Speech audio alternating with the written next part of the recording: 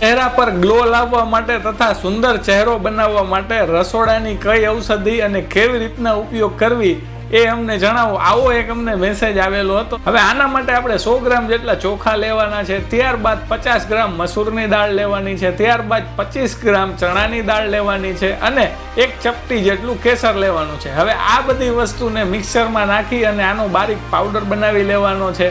હવે આ પાવડર આપણે 1 ચમચી જેટલો લેવાનો છે અને એની સાથે જો આપની સ્કિન ડ્રાય એટલે કે રફ હોય તો આપણે એમાં કાચા દૂધ સાથે મિક્સ કરવાનો છે અને જો આપની સ્કિન ઓઇલી હોય તો આપણે ગુલાબજળ સાથે મિક્સ કરવાનો છે।